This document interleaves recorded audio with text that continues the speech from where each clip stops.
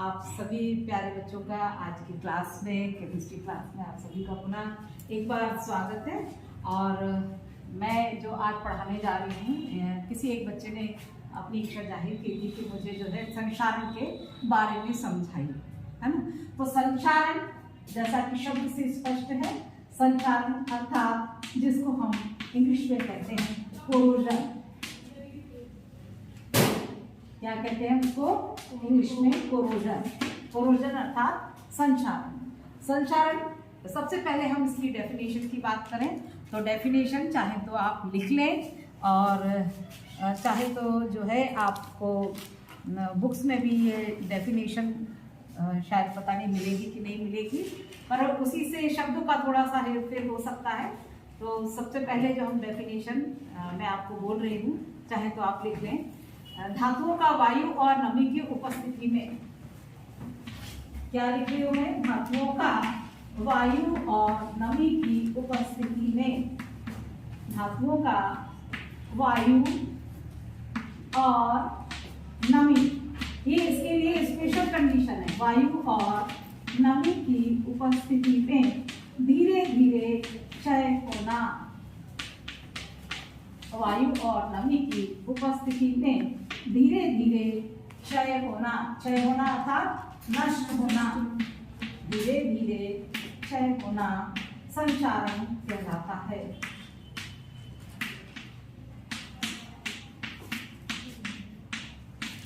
ये आपकी डेफिनेशन हो गई। ये आपसे पूछा जा सकता है, 1 नंबर के प्रश्न में भी पूछा जा सकता है और ये आपके 2 नंबर के प्रश्न में भी आ सकता है। तो जब 2 नंबर का प्रश्न आता है तो हमें 2 के हिसाब से उसका उत्तर लिखना अनिवार्य होता है। तो उसमें जो है हम संचारण को कितने वर्गों में बांटा गया है, हम उसको भी हमें लिखना चाहिए। तो धातुओं का वायु और नमी की उपस्थिति में धीरे धीरे क्षय होना संचारण कहलाता है। संचारण को 2 वर्गों में बांटा गया है।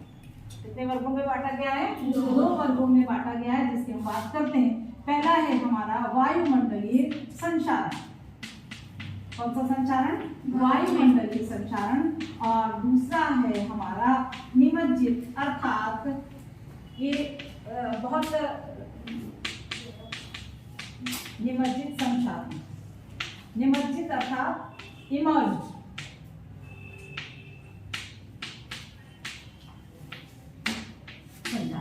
तो ये हमारे इसके संचारण के 2 वर्ग हो गए।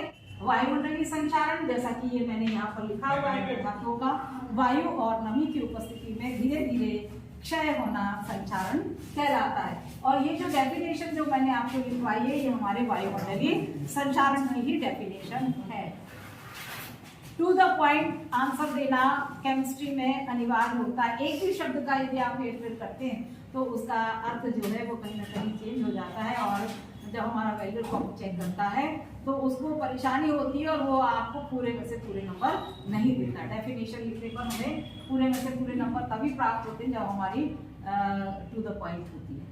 ठीक है, तो हमने कहा संचारण के 2 वर्ग हैं, वायुमंडलीय संचारण और निमज्जित संचारण।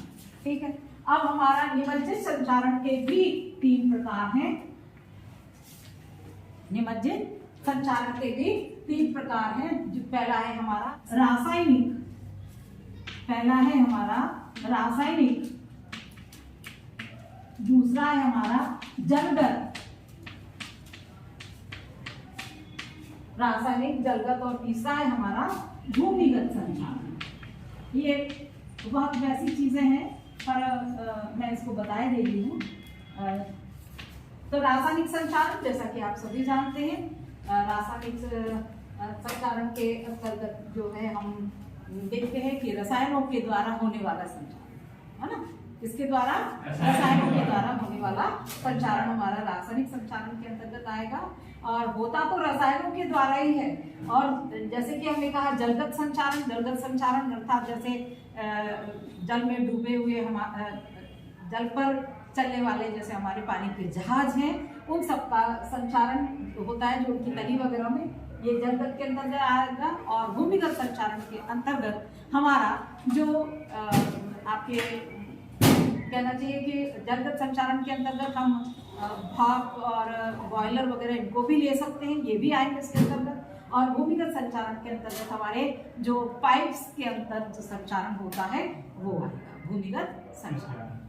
ठीक है, तो मैंने आपको जो बताया कि 3 प्रकार का संचारण है हमारा। हमने कहा एक रासायनिक संचारण, दूसरा हमारा जलगत संचारण और तीसरा हमारा भूमिगत संचारण। जलगत संचारण जो है वो मैंने कहा पाइपलाइन और भाप के बॉयलर वगैरह में, और भूमिगत संचारण जो है वो आपका वही जो नीचे आपकी पाइपलाइन वगैरह बिछी होती है उसमें जो जिस प्रकार का संचारण होता है वह हमारा भूमिगत संचारण के अंतर्गत आता है। अब इसके पश्चात हम आगे चलते हैं। जो मैंने इसको मैं रब कर देती हूँ, ये मैंने डेफिनेशन भी हटा दी है यहाँ पे, और ये मैंने संचारण के वर्ग भी हटा दिए हैं। अब इसके बाद हम देखते हैं कि अभी आपका अर्धवार्षिक परीक्षा हुई थी, उसमें संचारण में आया था कि संचारण क्या था, जंग लगने का सूत्र, जंग का शायद सूत्र पूछा गया था। तो हम सभी जानते हैं कि संचारण अभिक्रिया जो है वह मूल रूप से कौन सी अभिक्रिया है, ऑक्सीकरण अभिक्रिया है। मूल रूप से कौन सी अभिक्रिया है, ऑक्सीकरण अभिक्रिया है। ऑक्सीकरण आप सभी जानते हैं क्या होता है, इलेक्ट्रॉनों का त्याग। इलेक्ट्रॉनों का त्याग, ऑक्सीजन का योग जो है वह क्या कहलाता है, हमारा ऑक्सीकरण अभिक्रिया। ठीक है, मूल रूप से ये ऑक्सीकरण अभिक्रिया है। फिर आप सबने देखा होगा कि घरों में जो यदि हम पुराने किसी चीज के जैसे स्टील के बहुत पुराने बर्तन हैं तो वो भी आपने देखा होगा कि एक कंडीशन ऐसी आती है जबकि वो पानी लगने पर जो है उनमें जंग लगने लगती है। लोहे का तवा आप लोगों ने देखा होगा, या आपने दरवाजे की जो चौखट होती है उसको भी यदि वो लोहे की बनी हुई है तो उसमें भी आपने देखा होगा कि कई वर्षों तक यदि हम उसे रखा हुआ छोड़ दें खुले में तो उसमें जंग लग जाती है। तो वो जंग जो होती है वह क्या है, लोहे का संचारण जो है वह जंग लगना कहलाता है। किसका संचारण, लोहे का संचारण जंग लगना कहलाता है। तो इसमें जो है आपका जो पूछा गया था कि जंग का सूत्र क्या है, जंग जो है वो hydrated ferric hydroxide, hydrated ferric oxide. हमने कहा हाइड्रेटेड फेरिक ऑक्साइड, तो आप सब देखते हैं कि उसका सूत्र जो हम लिखते हैं Fe2O3 XH2O। XH2O यानी कि यहाँ पर H2O के मॉलिक्यूल्स कितने भी हो सकते हैं। ठीक है, तो इतना आप सबको समझ में आया कि संचारण जो है मूल रूप से ऑक्सीकरण अभिक्रिया है और लोहे का संचारण जंग लगना कहलाता है। और जंग का सूत्र होता है Fe2O3 XH2O। ये बार बार जो है कई सारे प्रश्न पत्र में कई वर्षों में अनेक बार इस प्रश्न को पूछा गया है, और ये सब आप 10th से पढ़ते आ रहे, कोई ये नई चीज नहीं है। अब इसके बाद हम आगे चलते हैं संचारण को प्रभावित करने वाले कारक। संचारण को प्रभावित करने वाले कारक मैं यहाँ पर ये आपने नोट कर लिया होगा, और इसी के साथ जो है मैं इसको रब कर देती हूँ और यहाँ पर लिखती हूँ संचारण को प्रभावित करने वाले कारक।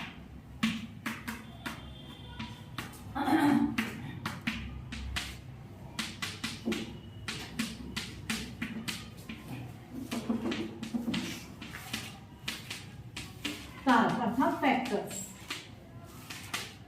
तो सबसे पहला इसमें जो है संचारण को प्रभावित करने वाले कारकों में सबसे पहली हमारी धातु की प्रकृति। धातु की प्रकृति आप सभी जानते होंगे, आप सबने देखा होगा कि आपने धातु देखी, जैसे कि मैंने कहा गोल्ड, जैसे मैंने कहा सिल्वर, और जैसे मैंने कहा गोल्ड, सिल्वर और प्लेटिना। ये तीनों जो है ये हमारे नोबल मेटल्स कहलाते हैं, उत्कृष्ट धातुएं कहलाती हैं। और इनमें जो आप देखते होंगे कि किसी भी प्रकार की जंग नहीं लगती है ना। तो इनको छोड़ करके जो धातुएं जो हैं वो उनका वायु और नमी की उपस्थिति में धीरे धीरे क्षय होना संचारण कहलाता है। ठीक, तो सबसे पहला हमने कहा कि धातु की प्रकृति। यदि धातु की प्रकृति शुद्ध है, कैसी है, शुद्ध है, तो उसमें संचारण नहीं होगा। परंतु यदि धातु की प्रकृति उसमें कोई अशुद्धि मिली है तो निश्चय ही वहां पर संचारण होगा। किसके कारण होता है, अशुद्धि के कारण। किसके कारण होता है, अशुद्धि के कारण। इसके साथ साथ चलिए, ये तो मैंने आपको आगे का बता दिया है, इसी के साथ साथ जो है मैं आपको लेकर के चलती हूँ कि हम सब जानते हैं, आप सबने विद्युत रासायनिक श्रेणी पढ़ी हुई है, और विद्युत रासायनिक श्रेणी में सबसे ऊपर आप लिथियम को देखते हैं, बीच में आप हाइड्रोजन को देखते हैं जिसका इलेक्ट्रॉन विभव, मानक अपचन विभव का मान जो है वह 0 होता है। और इसी के साथ जो है जब नीचे की तरफ चलते हैं तो हमें फ्लोरीन दिखाई देगा सबसे लास्ट में विद्युत रासायनिक श्रेणी में। तो फ्लोरीन का जो मानक अपचन विभव का मान होता है वो हमारा पॉजिटिव में होता है और इसका हमारा नेगेटिव में होता है। तो एक बात मैं आपको बता दूं कि जो मैंने यहाँ पर लिखा हुआ है कि धातु की प्रकृति अर्थात जिनके इलेक्ट्रॉन विभव के मान, जिन धातुओं के, आप इनको नोट करते चले, जिन धातुओं के इलेक्ट्रॉन विभव के मान, इलेक्ट्रॉन विभव का मान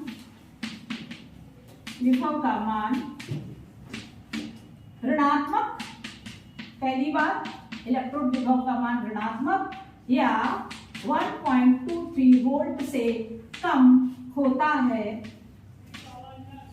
उनमें संचारण होता है। क्या कहा मैंने? धातु की प्रकृति में जिन धातुओं का इलेक्ट्रॉन विभव का मान ऋणात्मक या 1.23 वोल्ट से कम होता है उनमें संचारण होता है। ठीक, तो पहला हो गया हमारे धातु की प्रकृति। दूसरा है हमारी अशुद्धि की उपस्थिति। किसकी उपस्थिति? अशुद्धि की उपस्थिति। यदि उसमें कोई अशुद्धि उपस्थित है, किसकी उपस्थिति? अशुद्धि की उपस्थिति। नेक्स्ट पॉइंट हमारा ये। तो देखिए, जब यदि कोई अशुद्धि किसी धातु में प्रेजेंट होती है तो जो हमारी शुद्ध धातु जो है, शुद्ध धातु अलग कार्य करेगी और अशुद्ध धातु अलग कार्य करेगी।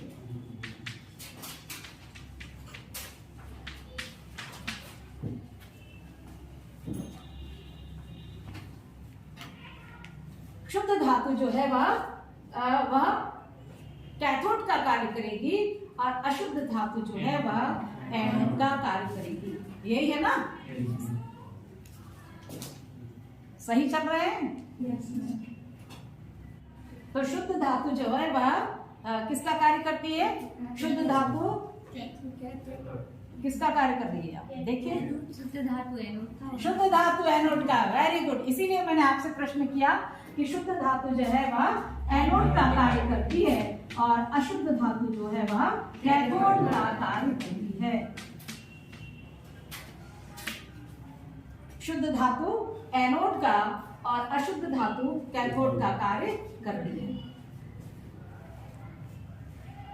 शुद्ध धातु एनोड का और अशुद्ध धातु कैथोड का कार्य करती है। इसी के साथ जो है मैंने पहला पॉइंट कर दिया है।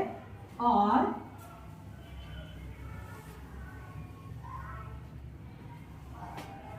अब मैं आपको एक चीज लिखवाने जा रही हूं जो मैंने यहाँ पे लिखा है। बताइए कोई इसका क्या अर्थ है? बोलिए। Very good. Left oxidation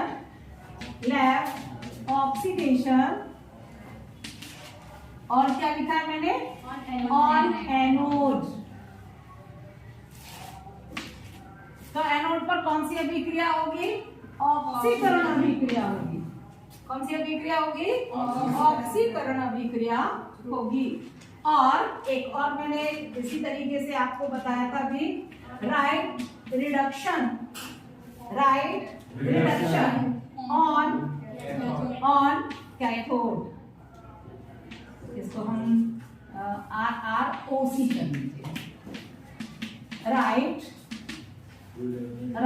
reduction REDUCTION, right reduction on cathode.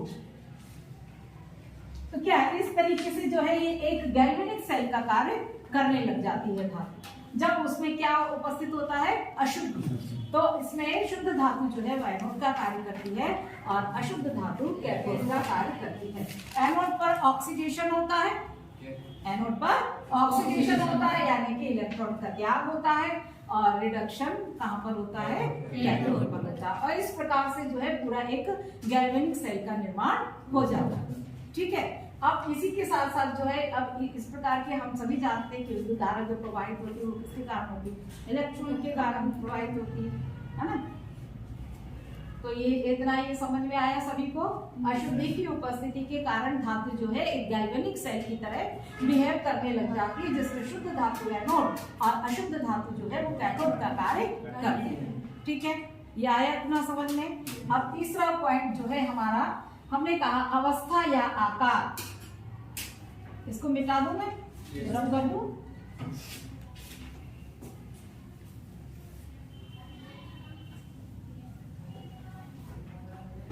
तो तीसरा है अवस्था या आकार। मुड़ी हुई, देखिए मैं लिख रही हूं अवस्था या आकार। किसकी अवस्था या आकार? धातु की। ठीक है, धातु की जो स्थिति है, ये तीसरा पॉइंट हमारा वो है अवस्था या आकार। मुड़ी हुई या मुड़ी हुई और खुरदुरी, मुड़ी हुई और खुरदुरी, खुरदुरी सतह पर अधिक संचारण होगा किसकी तुलना में? समतल और चिकनी। किसकी तुलना में? समतल और चिकनी। ठीक है, समतल और चिकनी सतह की तुलना में। देखिए, आपसे कुछ भी पूछा जा सकता है। जैसे एक प्रश्न है, आप सबने देखा होगा कि जो कॉपर होता है, कॉपर में भी आपने देखा होगा कि कॉपर के ऊपर भी यदि हम उसे खुला छोड़ दें तो कॉपर भी जो है वो हरा हरा से उसके ऊपर परत बन जाती है। तो उसके ऊपर जो हरी परत बनने का कारण क्या होता है, कोई बताएगा मुझे? क्योंकि उसके संचारण के फलस्वरूप जो है वहां पर क्या बन जाता है, मैं यहाँ इसमें ब्लॉक में लिख देती हूँ, इसमें क्षारीय कॉपर सल्फेट निर्मित हो जाता है। क्षारीय कॉपर सल्फेट कब होगा ये? ऐसा किसके कारण होगा ये? संचारण। किसकी उपस्थिति में? सल्फर डाइऑक्साइड की। किसकी उपस्थिति में? सल्फर डाइऑक्साइड, है ना। तो सल्फर डाइऑक्साइड की उपस्थिति में जो है वो हाँ, है ना। तो और उसके फलस्वरूप जो है वो क्या बन जाता है हमारा? Copper sulphate. ठीक है, क्षारीय कॉपर सल्फेट बनने के कारण हमें वो हरा दिखाई देता है। एक और पॉइंट इसमें कि धातुओं में जो आपने देखा होगा कि लोहे में जो जंग लगती है, तो लोहे में जंग लगने के लिए एक आवश्यक परिस्थिति है कि उसमें ह्यूमिडिटी, आप सभी ने, आप बार बार मैं इस चीज पर जोर दे रही हूँ कि वायु और नमी, मैं क्या कह रही हूँ बार बार? वायु और नमी। तो नमी अर्थात आर्द्रता, पर नमी का भी कितना परसेंट होना चाहिए, वो है आपका नमी का। नमी जब 30% से अधिक होती है तब संचारण। ठीक है, आर्द्रता भी जो है वो 30% से अधिक होगी तब जो है संचारण की अभिक्रिया होती है। तो आप सबने ये भी जाना कि सल्फर डाइऑक्साइड की उपस्थिति में जो है वो जो तांबे के ऊपर हमें हरी परत जो दिखाई देती है वो क्षारीय कॉपर सल्फेट बनने के कारण हमें दिखती है। इसी के साथ जो है इसी के साथ अगला पॉइंट जो है हमारा चौथा है धातु के ऑक्साइड। धातु के ऑक्साइड, धातु के ऑक्साइड वही कि धातु ने ऑक्सीजन के साथ में अभिक्रिया की। चौथा पॉइंट यहाँ लिख देती हूँ, धातु ऑक्साइड। ये चौक अच्छी है ना, ये अच्छी है, कितना अच्छा लिख रहा है इसे। धातु ऑक्साइड तो ऑक्सीजन के साथ अभिक्रिया करके ऑक्साइड बना लेती है। और फिर यदि जैसे किसी के ऊपर भी ऑक्साइड बनने के कारण कोई परत निर्मित हुई, तो जब वो परत जब छूटती है या वो टूटती है, बीच में दरारें पड़ती हैं, तो उसके फलस्वरूप भी जो है वो बहुत अधिक संचारण होता है। ठीक है, इसके पश्चात जो हम अगला चलते हैं, आपका है पांचवा वायुमंडल की प्रकृति। किसकी प्रकृति? वायुमंडल की प्रकृति। तो वायुमंडल की प्रकृति में भी आप इस चीज को देखें, वायुमंडल की प्रकृति।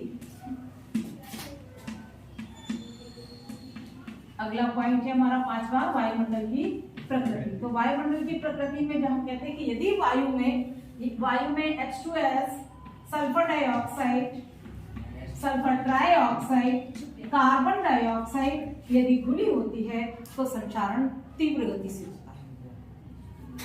क्या क्या लिखा मैंने?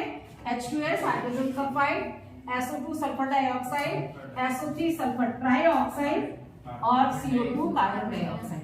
अच्छा, इसी के साथ में आपसे एक प्रश्न करना चाहूंगी कि ये जो है ये सब जल के साथ में अभिक्रिया करके क्या बनाए? ये सब आप 11th में पढ़ चुके हैं और बहुत अच्छे से पढ़ चुके हैं आप सब 11th, है ना? 11th में पढ़ा है कि नहीं पढ़ा है? 11th में आप सबने लिखा होगा, एक मैंने आपको ऑक्सीजन के साथ अभिक्रिया, जब धातु और अधातु में अंतर आपको बताया था तो मैंने आपको लिखवाया था कि धातुएं जो है ऑक्सीजन के साथ अभिक्रिया करके क्षारीय ऑक्साइड बनाती हैं और अधातुएं ऑक्सीजन के साथ अभिक्रिया करके अम्लीय ऑक्साइड बनाती हैं। और उसमें मैंने आपको ये रिएक्शन भी लिखवाई थी, आपको याद हो C+O2 = CO2, है ना? और हमने इस CO2 की अभिक्रिया जब हम H2O के साथ में कराते हैं तो हमें प्राप्त होता है H2CO3। और H2CO3 अर्थात जो एक अम्ल है या जो है ये किसकी तरह कार्य करने लगता है? ये विद्युत अपघट्य की तरह कार्य करता है, किसी इलेक्ट्रोलाइट की तरह कार्य करता है और जिसके फलस्वरूप जो है वो क्या होता है? संचारण। प्रश्न आपसे किसी भी तरीके से कहीं से भी कुछ भी बना करके आप सबसे पूछा जा सकता है और आपको उसका आंसर यदि आप अच्छे से दे पाते हैं तो ये आपके लिए बहुत अच्छा होगा, है ना? तो वायुमंडल की प्रकृति अर्थात जिसमें H2S sulphur dioxide, sulphur trioxide और कार्बन डाइऑक्साइड यदि घुले होते हैं तो इसी के साथ में आपने मैंने आपको एक और रिएक्शन लिखवाया था कि SO2 + H2O यदि हम लिखते हैं तो हमारा हो जाता है H2SO3 सल्फ्यूरस अम्ल का निर्माण होता है। एक और रिएक्शन इसी तरीके से लिखवाए थे हमने, SO3 + H2O = हो जाता है हमारा H2SO4। ये अम्ल का निर्माण हो रहा है जो कि हमारे विद्युत अपघट्य का कार्य करते हैं और जिसके कारण जो ये सब जो है ये एसिड रेन का भी कहीं ना कहीं कारण होते हैं, अम्लीय वृष्टि का भी कारण होते हैं। क्या? ये वायुमंडल की प्रकृति, यानी कि जिसमें हमारे सल्फर डाइऑक्साइड और सल्फर ट्राइऑक्साइड और कार्बन डाइऑक्साइड और H2S जैसी गैसें यदि उसमें खुली होती है तो इस आपने सभी ने नोट कर लिया है। वायुमंडल की प्रकृति भी आपकी हो गई है। और अगला पॉइंट जो था जल में कार्बन डाइऑक्साइड की उपस्थिति, तो ये वाला पॉइंट जो है जो मैंने यहाँ पे लिखा है ये आपका हो गया जल में कार्बन डाइऑक्साइड की उपस्थिति।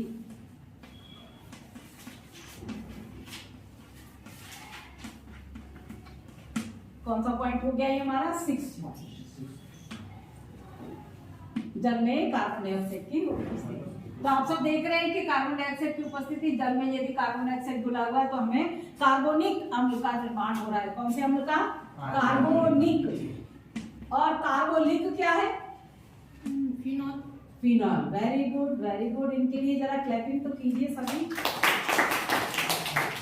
तो कार्बोनिक अम्ल अर्थात H2CO3 जो है वो उसका निर्माण होता है जो कि एक इलेक्ट्रोलाइट की तरह कार्य करता है और जो संचारण का एक प्रमुख कारण बनता है। तो ये आपके हो गए हैं सारे, मैंने कहा, संचारण को प्रभावित करने वाले कारक। अब इसके बाद हम चलते हैं संचारण के सिद्धांत पर। अगला पॉइंट जो है हमारा है संचारण के सिद्धांत। तो सबसे पहला संचारण की व्याख्या के लिए जो है 2 प्रकार के सिद्धांत दिए गए। सबसे पहला हमारा ऑक्साइड फिल्म निर्माण,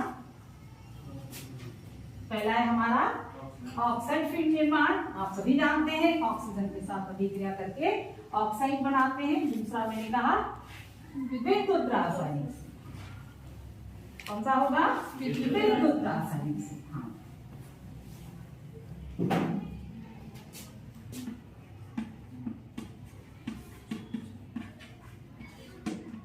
संचारण के 2 सिद्धांत।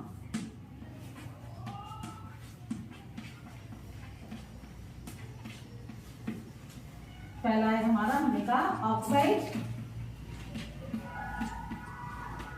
ऑक्साइड निर्माण और दूसरा है विद्युत रासायनिक।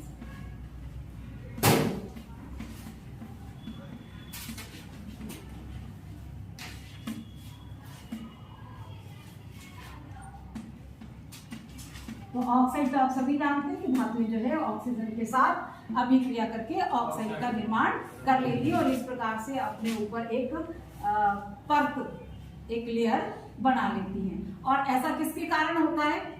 क्योंकि वायुमंडल में गैसेस घुली हुई होती हैं। जैसे मैंने कहा, ऑक्सीजन है, आपका कार्बन डाइऑक्साइड है, आपका SO2 है, SO3 है, H2S है। यदि हम कार्बन डाइऑक्साइड की बात करें तो कार्बन डाइऑक्साइड जो है वह किसी भी धातु के साथ में अभिक्रिया करके किसका निर्माण कर लेगी? कार्बोनेट का निर्माण कर लेगी, ऑक्साइड का निर्माण कर लेगी। किसका मैंने कहा? सबसे पहले हमने कहा ऑक्साइड का निर्माण, दूसरा हमने कहा कार्बोनेट का निर्माण, और तीसरा जो है सल्फाइड, जो चूंकि सल्फर प्रेजेंट है, सल्फर डाइऑक्साइड है, तो सल्फाइड का निर्माण कर लेती है और इसके फलस्वरूप क्या होता है? संचारण होता है। कार्बोनेट के बनने के कारण, सल्फाइड के बनने के कारण और ऑक्साइड के बनने के कारण, ये तीनों। और ये ऐसा कब होता है? जबकि वायुमंडल में ऑक्सीजन हो, कार्बन डाइऑक्साइड हो, सल्फर डाइऑक्साइड या H2S जैसी गैसेस उसमें खुली हुई रहती है। अब हमने कहा कि विद्युत रासायनिक सिद्धांत, तो विद्युत रासायनिक सिद्धांत में भी मैंने आपको कहा था कि धातु में यदि अशुद्धि उपस्थित होती है तो अशुद्धि के फलस्वरूप जो है उसमें शुद्ध धातु और अशुद्ध धातु जो है वो अलग अलग कार्य करने लगते हैं। अशुद्धि और शुद्ध धातु, शुद्ध धातु, शुद्ध धातु किसका काम करती है? एनोड का। शुद्ध धातु एनोड का काम करती है और अशुद्धि जो है वह कैथोड का काम करती है। और हम अभी मैंने इससे पहले पूर्व में लिखा था कि एनोड पर ऑक्सीडेशन की अभिक्रिया होती है, अर्थात यहाँ पर इलेक्ट्रॉनों का त्याग होता है। ऑक्सीकरण अभिक्रिया होती है और इलेक्ट्रॉनों का त्याग होता है। किसका त्याग? इलेक्ट्रॉन। ठीक है। और कैथोड पर हम कहते हैं कौन सी अभिक्रिया होती है? इलेक्ट्रॉन की गेनिंग, अपचयन अभिक्रिया जिसको हम कहते हैं रिडक्शन, और इलेक्ट्रॉन का ग्रहण, इलेक्ट्रॉन का ग्रहण। तो देखिए, सबसे पहले हमने कहा एनोड पर, तो एनोड की अभिक्रिया हम यहाँ लिख देते हैं। एनोड पर क्योंकि हमारा ऑक्सीडेशन होता है, तो ऑक्सीडेशन अर्थात मैंने लिखा यहाँ 2Fe is equal to Fe plus plus 2E।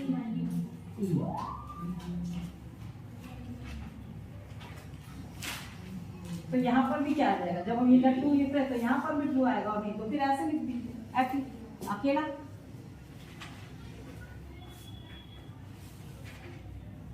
और कैथोड पर क्या होगा? कैथोड पर जो है इलेक्ट्रॉन हाइड्रोजन आयन द्वारा जो है वो ग्रहण कर लिए जाते हैं। कौन? इलेक्ट्रॉन। इलेक्ट्रॉन कहाँ पर? कैथोड पर, है ना। तो कैथोड पर मैंने लिखा जैसे 2H plus plus plus 2E minus is equal to H2। ठीक है, ये हो गई रिएक्शन, है ना।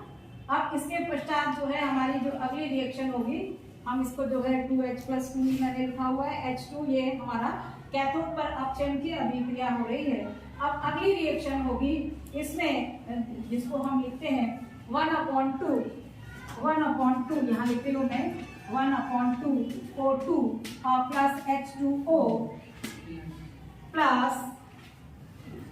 Plus 2E। 2E मैंने लिखा है, अर्थात वहां पर क्या है? इलेक्ट्रॉन। क्या बनेगा? हमको 2 हाइड्रोक्सिल आयन हमें प्राप्त हो गए, 2OH माइनस। ये वाले जो है ये इससे अभिक्रिया करके, जो हमने फर्स्ट रिएक्शन में लिखे थे, इसके साथ में अभिक्रिया करके फेरिक हाइड्रोक्साइड का निर्माण करेंगे। इसका निर्माण करेंगे, फेरिक हाइड्रोक्साइड का निर्माण करते हैं, जिसमें हम लिखते हैं रिएक्शन में Fe2 प्लस 2OH माइनस, अर्थात हाइड्रोक्सिल आयन जो मैंने लिखा हुआ है is equal to FeOH whole twice. क्या लिखा मैंने? FeOH whole twice. अब ये FeOH होल ट्वाइस जो है, ये वायुमंडल की नमी अर्थात जल और ऑक्सीजन के साथ अभिक्रिया करके क्या बनाता है, क्या बनाएगा, ये हमारा फेरिक हाइड्रोक्साइड है। फिर से पुनः अभिक्रिया करके जो है ये अभिक्रिया करके हमको लास्ट में जो है हाइड्रेटेड फेरिक ऑक्साइड देगा। क्या देगा, hydrated ferric oxide. Hydrated ferric oxide का सूत्र आप सभी पहले लिख चुके हैं, Fe2O3XH2O। तो अगली जो हमारी रिएक्शन होगी उस रिएक्शन को मैं पुनः लिखती हूँ, ये यहाँ लिख देती हूँ मैं।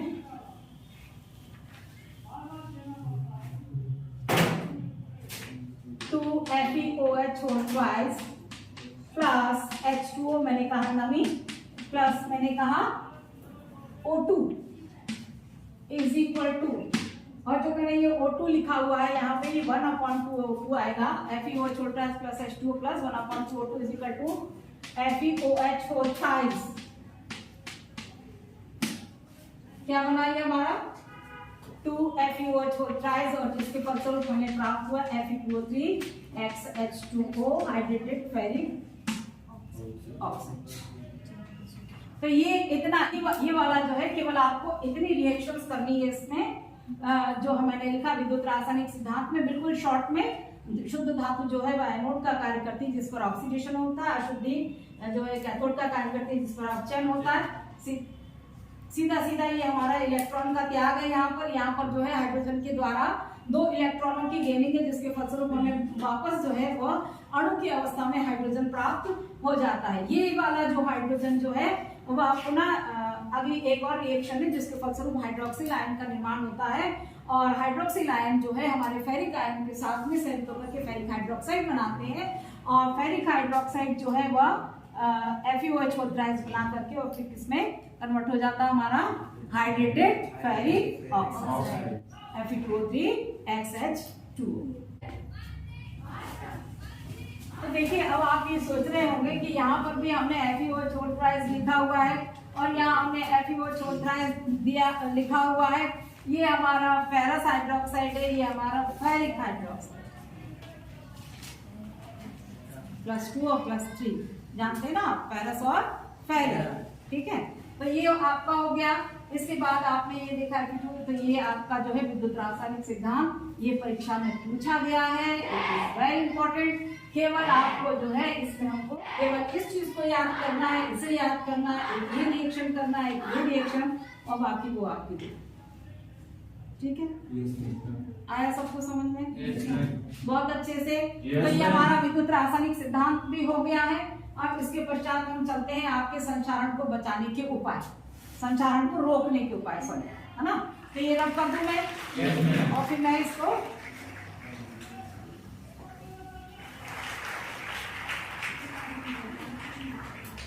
चलिए संचारण को रोकने के उपाय या संचारण को बचाव के उपाय।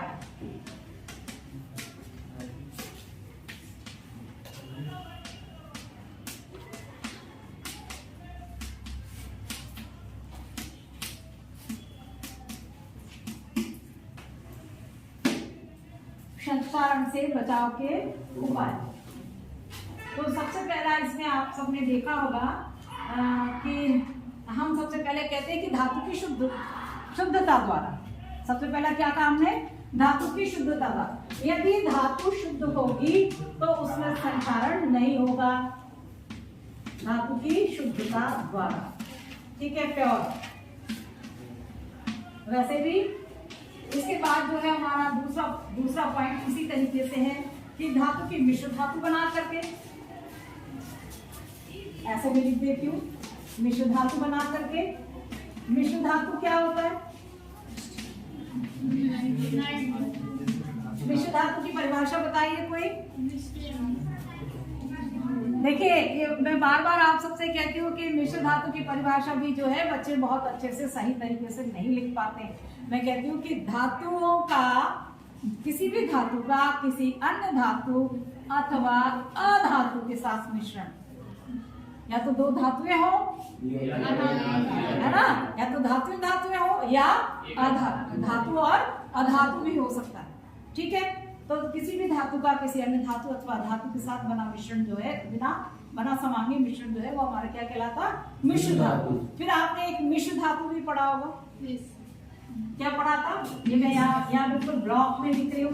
मिश्र धातु कैसे बनती है ये, लैंथेनाइट से। वेरी गुड, फिर एक बार क्लैपिंग, ठीक है। फिर अगला है इसी तरीके से अगला एक पॉइंट उन्होंने दिया है तीसरा, अवरोध द्वारा संरक्षण, यानी बीच में हम कोई एक बैरियर ऐसा बना दें जिससे कि अवरोध द्वारा, ठीक है। तीसरा अवरोध द्वारा, तो अवरोध में देखिए आप पेंट भी कर सकते हैं, पेंट कर, ग्रीस कर, तेल लगाकर, है ना। ऐसी चीजों का यदि हम लेपन कर दें किसी भी धातु पर तो हमारी वो धातु जो है वो खराब नहीं होगी, या हम पेंट कर देंगे। आप सब देख रहे होंगे स्कूल में जो टेबल रखी हुई है वो चूंकि बाहर खुले में रखी रही, जो लोहे वाली थी उनके ऊपर जंग लग गई, तो उनको संरक्षित करने के लिए हम क्या करते हैं, हम उसके ऊपर पेंट कर देते हैं। तो एक हमारा पॉइंट ये हो गया कि धातु सतह पर तेल या ग्रीस लगाकर। फिर हमने कहा कि धातु सतह पर दूसरा हम कह रहे हैं पेंट कर, ग्रीस या तेल लगाकर, ग्रीस और तेल लगाकर। और तीसरा हम कह रहे हैं कि उस पर किसी ऐसी धातु की परत चढ़ाकर जो संचारित न है, मतलब असंचारित या संचारित न होने वाली धातु की परत चढ़ाकर, ऐसा लिख लीजिए, संचारित न होने वाली धातु की परत चढ़ाकर, संचारित न होने वाली धातु की परत चढ़ाकर।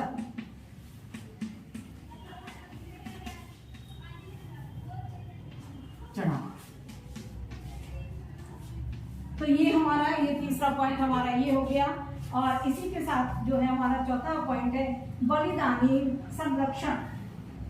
कौन सा संरक्षण, बलिदानी संरक्षण। अब बलिदानी संरक्षण जैसा कि शब्द से स्पष्ट है कि यदि हमें किसी को बचाना हो तो हम अपना बलिदान दे दें।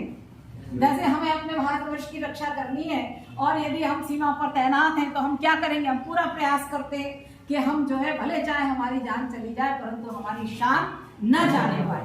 तो इसीलिए हम क्या करते हैं कि हम उसको इस प्रोसेस को हम कहते हैं बलिदानी संरक्षण। क्या कहते हैं उसको, बलिदानी संरक्षण। तो बलिदानी संरक्षण एक चौथा पॉइंट हुआ, यानी कि उस पर ऐसी धातु की परत चढ़ाकर जिससे वो संचारित हो जाए परंतु नीचे की जो धातु है वो उस पर बची रहे, बलिदानी संरक्षण, ठीक है। इसी तरीके से एक पांचवा एक और पॉइंट है आपका जिसको हम बलिदानी संरक्षण को हम इंग्लिश में कहते हैं गैल्वेनाइजेशन। क्या कहते हैं इसको, गैल्वेनीकरण या गैल्वेनाइजेशन। ये भी एक बार गैल्वेनीकरण की भी जो है वह डेफिनेशन पूछी गई है उनके प्रश्न पत्र में, है ना। तो बलिदानी संरक्षण या गैल्वेनाइजेशन। और इसी तरीके से एक और आपने पढ़ा होगा कि जिसे हम कहते हैं विद्युत लेपन, शेरोडाइजिंग। अगला क्या है हमारा, विद्युत लेपन या जिसको हम कहते हैं शेरोडाइजिंग। तो इसमें हम क्या करते हैं कि उस धातु को अधिक क्रियाशील धातु से जोड़ देते हैं। किससे जोड़ देते हैं, अधिक क्रियाशील धातु से जोड़ देते हैं। कौन सा पॉइंट मैंने कहा, विद्युतीय संरक्षण। क्या बोला मैंने, विद्युतीय लेपन, ठीक है। तो विद्युत लेपन में हम अधिक सक्रिय धातु क्या करते हैं, हम अधिक सक्रिय धातु से हम उसको जोड़ देते हैं। और अधिक सक्रिय धातु जो होती है वह किसका कार्य करती है, एनोड का कार्य करती है। अधिक सक्रिय धातु जो है वह वहां पर किसका कार्य करती है, एनोड का कार्य करती है। अधिक सक्रिय धातु आप केवल इतना लिख लीजिए कि एनोड का कार्य करती है। और जिस धातु को हमें सेव करना होता है वह धातु जो है वह हमारा कैथोड का कार्य करती है। चूंकि ये एनोड है तो इस पर ऑक्सीडेशन की अभिक्रिया होती रहती है और एनोड पर ऑक्सीडेशन की अभिक्रिया होने के फलस्वरूप वो मतलब नष्ट होती रहती है, परंतु हमारी जो जिस धातु को हमें बचाना है वह धातु हमारी कैथोड का कार्य करती है और वो धातु हमारी बच जाती है।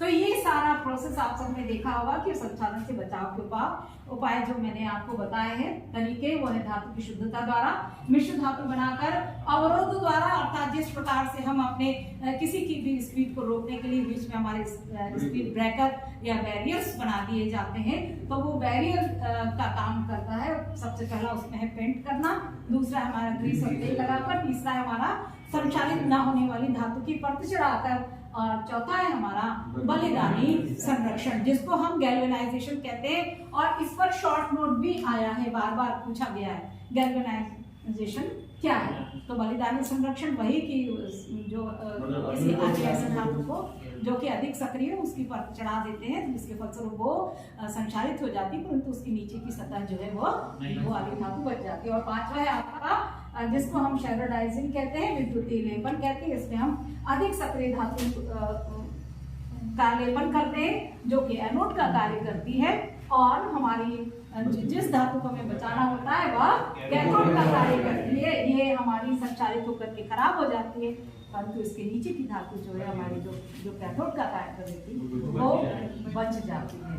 तो इस प्रकार से आप सभी ने देखा कि संचारण मात्र एक परिभाषा नहीं है, संचारण मात्र केवल एक जंग का सूत्र नहीं है, संचारण मात्र उसके बचाव के उपाय नहीं है, संचारण मात्र संचारण से बचाव के उपाय से पहले क्या था, संचारण को प्रभावित करने वाले कारक, मतलब सबसे इंपॉर्टेंट चीजें इसमें संचारण को प्रभावित करने वाले कारक और संचारण के सिद्धांत, वेरी इंपॉर्टेंट। और इसमें ये जो दो चीजें आपने संचालन से बचाव के उपाय और दो चीजें आपकी ये वेरी इंपॉर्टेंट है कि शैलोडाइजिंग और गैल्वेनाइजेशन क्या है।